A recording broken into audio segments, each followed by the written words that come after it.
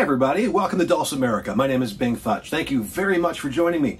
Today I'm going to talk to you about cadences, melodic, rhythmic, and also harmonic, but mainly going to be talking about melodic and harmonic cadences.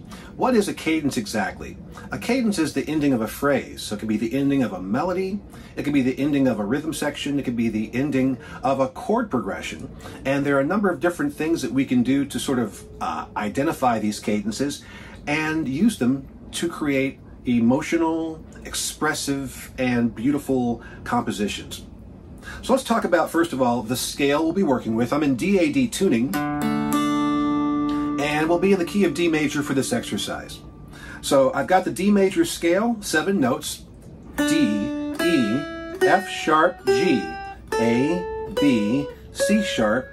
Those are the 7 notes of the scale, and then we play that same first note, but 8 notes higher as the octave. So we have our 8 notes right there. But we have 7 different notes, and we number them from 1 to 7. 1, 2, 3, 4, 5, 6, 7. So in every key that we play, we've got 7 notes, and out of those 7 notes, we can create 7 chords, just building off of each one of those notes and hopping, skipping, and jumping through the scale. So we end up with our 7 different chords. In the key of D major, those chords are D major, E minor, F sharp minor, G major, A major, B minor, C sharp diminished. Those are our 7 different chords in the key, and then we play in a D an octave higher up there to complete things. So we can number each one of the notes of the scale from 1 to 7. We can also number the notes of, or number the chords 1 through 7 as well.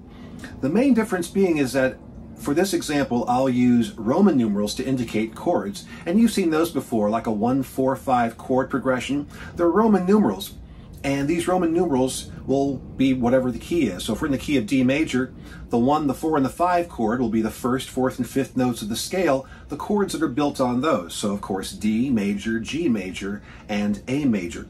But with melodies, I'll use Arabic numerals because we're not dealing with multiple notes inside of a chord moving around. We're just dealing with notes of the scale. So we'll use their scale degrees as Roman numerals so you can tell the difference when I'm talking about chords versus melody.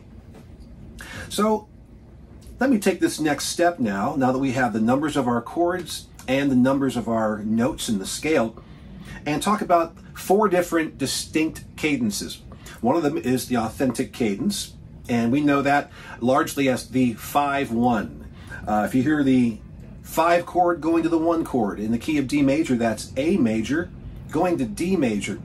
The authentic cadence is a great way with a chord to end a phrase, to end a melodic phrase, to end a statement, to end a symphony, to end a song.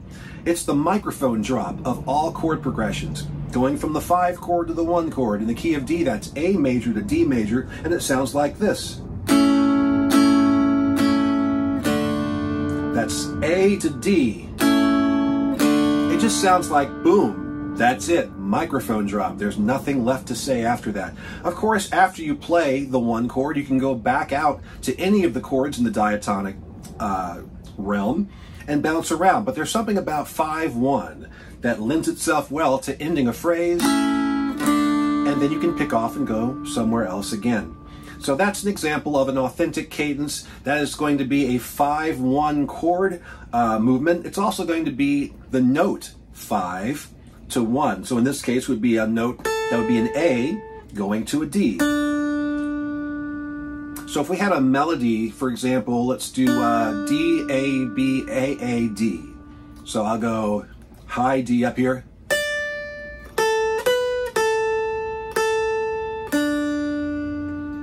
So if that was a melodic phrase at the end of a line that was a bit longer, that sounds like that would be the end of a phrase, right? Like that would be a period you could put at the end of that last note. It sounds very final. It sounds very restful at that point. It doesn't sound restless, like it has something else to say. It definitely sounds like it could stay put and either be the end of that line or phrase. It even could be the end of the song, or the movement, if you will. So that's an idea of what a authentic cadence is. It doesn't sound like it wants to go anywhere after it's played, although it certainly could. It sounds like that's all she wrote, folks, and that's authentic. Next up is the Plagal Cadence. The Plagal Cadence is not as final, but it is still a great way to end a piece or to end a phrase. It just doesn't have that same microphone drop feeling. In terms of chord movements, that's going to be the 4 chord going to the 1 chord. So in this case of D major, that's going to be a G major chord going to the D major chord. So that's got a nice ending feel to it, but it's not as final as, right? It's more soft as an ending. So maybe you want to use in your melody, maybe you don't want to do the 1-5 or 5-1 ending just yet. Maybe you want to do a couple of 4-1s first, and then bring the 5-1 in to make it really sound like everything is coming to a halt for a little bit. But you may recognize the Plagal Cadence from being the Amen cadence, right? Amen. So it's got a lot of fun as far as an ending is concerned. In terms of melody, we'd be looking at the 4 notes and the 1 note. In this case of D major, that's G going to D. And why don't we do something like E, F sharp, G, G, and D. So if I walk up from E,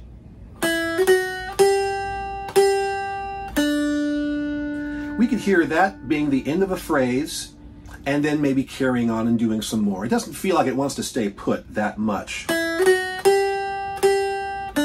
But it does sound a lot more final than some of the stuff that we're about to hear. So there are our examples of a Plagal cadence, and that would be, once again, the 4 chord going to the 1 chord, or the 4th scale degree going to the 1st scale degree. All right. Next, we're going to look at the half cadence. The half cadence sounds exactly like you think it might. It's not the ending, it's the first half of it, and then you want to stick an ending on there. The half cadence ends in the 5 chord. The 5 chord we know is very powerful and wants to go home to the 1 chord. But if we end with the 5 chord, it's going to be like a big question mark, like, okay, now what do we do? It's going to feel very, very not restful. I'm going to play C sharp, B, A, F sharp, and A. First, before I do that, let me just do the chord. And I can do any chord progression and just leave it open on a 5. So let me do, the 1 chord, the 4 chord, the 5 chord, the 5 chord, and now I want to go on to some other chords there because I can't leave that hanging. That chord progression is a nice start to things, but it doesn't want to stay there. There's something more to be said. So maybe we want to follow that up with something else. In fact, if we could call this a musical question, we'd want to follow it up with a musical statement, perhaps. So that is a half cadence with a chord progression, anything that ends in 5, because it's not going to be resolved, and you're halfway to making it resolved somehow. This is a great setup.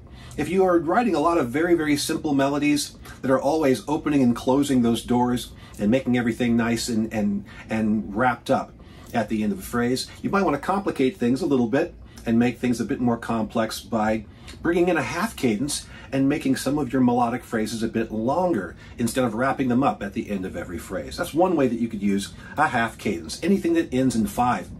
As you might imagine, the same thing goes for your melody. Any melody that's going to end, or a phrase of melody that's going to end in 5 is going to feel unresolved, and you're going to want to do something with it. I'm going to do a C sharp, B, A, F sharp, A, as I mentioned before. I'm going to walk it down.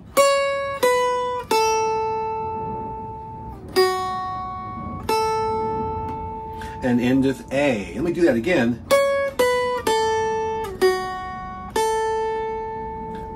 So you see how that doesn't end the song? It doesn't even lend itself well that way. It really is asking us to add something else. If that's a musical question, it's looking for the statement to follow that, or the declaration to follow that. So what might I do there? Let's start off with the chords, for example. Anything that ends on 5. So we were going 1 chord D major, 4 chord G major, 5. And that's our half cadence. So I may pair that together with another 1, another 4, then I'll go to the 5 again, and this time take it home to the 1. Now it feels resolved, and we have a nice long phrase, as opposed to having to end it very, very early on. Now, as far as our melody, melody speaks more to being a question than chord progressions do, at least I think so. And so in this case, we want to play something that's going to answer the question that we've just asked or make a statement. So if I went like this, I might then go like this. That sounds like the answer to what I just asked previously.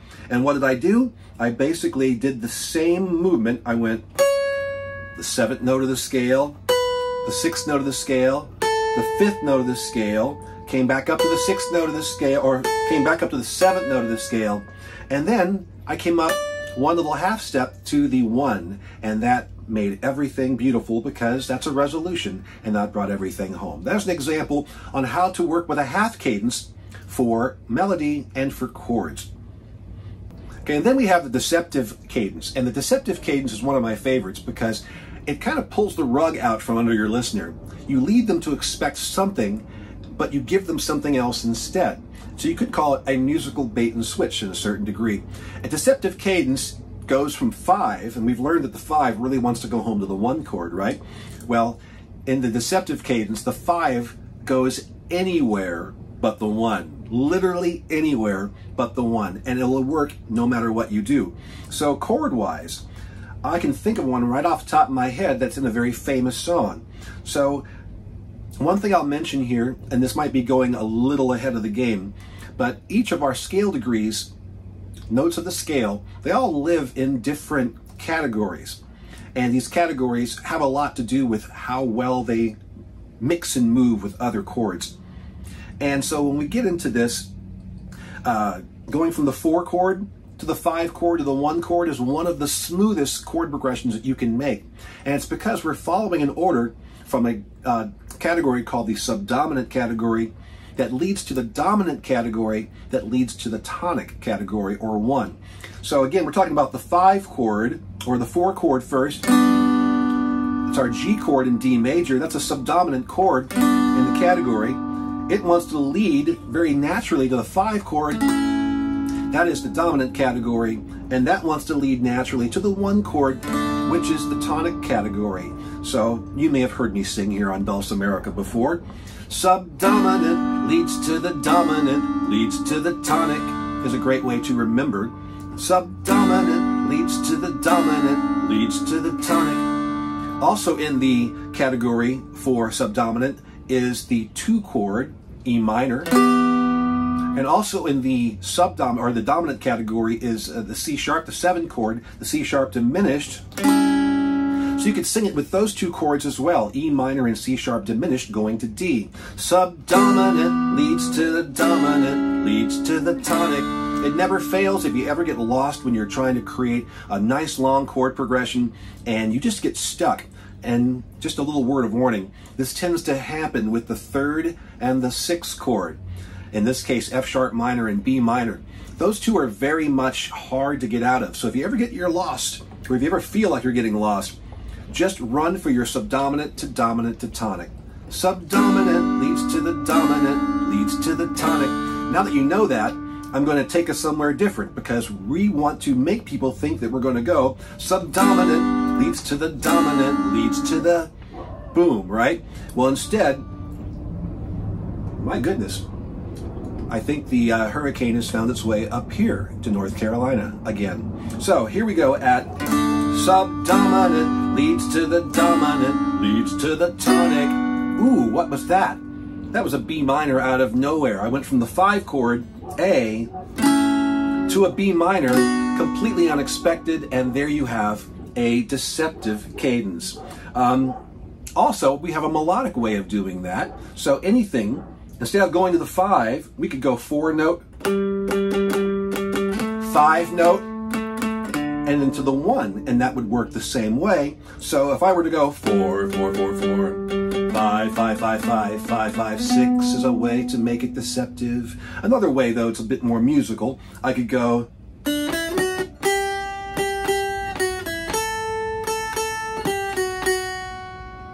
and hang out with the F sharp instead, which is the 3. Instead of going to the 5, instead of going home, I did something unexpected. And that is a way to elongate something that you're working on. Maybe the melody you've got, you don't feel like it's covered enough ground. You've got a lot more lyrics to match together. So instead of writing a shorter melody, you go ahead and you elongate it. And you make that melody a half cadence, and then you add something else. And maybe after the half cadence, you add a deceptive cadence to make it even longer. So you see how it works. If you want a short sentence, you want to use an authentic cadence or a plagal cadence at the end, and it sounds pretty much final. But if you want to add more to what you're saying, make it more of a paragraph, then you want to add the half cadence or the deceptive cadence to kind of mix things up a little bit. This is a very, very basic way of describing writing melodies and writing chord progressions, but the more you play around with these ideas, the more fun you'll have, and the more you'll understand how all of this stuff, harmonic function and everything else, works. I'll come back to this in a little bit, including ways that we can change up our rhythmic cadence. But right now, work on your melodies, work on your chords, have some fun, and as always, if you have any questions, reach out to me at bingfutch@yahoo.com. Have a good time, everybody. We'll see you next time around.